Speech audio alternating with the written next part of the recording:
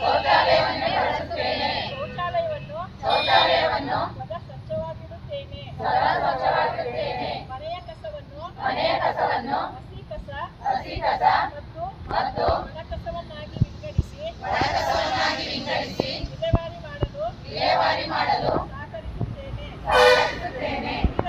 ನೀರನ್ನು ವ್ಯರ್ಥ ಮಾಡದೆ ಮಿತವಾಗಿ ಬಳಸುತ್ತೇನೆ.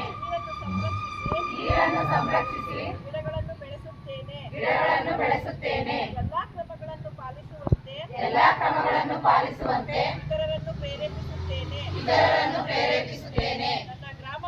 ನನ್ನ ಗ್ರಾಮವನ್ನು ಸ್ವಚ್ಛ ಸುಂದರ ಹಾಗೂ ಆರೋಗ್ಯವಂತವಾಗಿಸಿ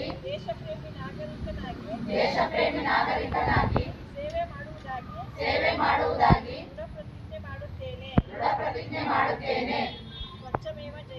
ಸ್ವಚ್ಛಮೇವ ಜಯತೆ.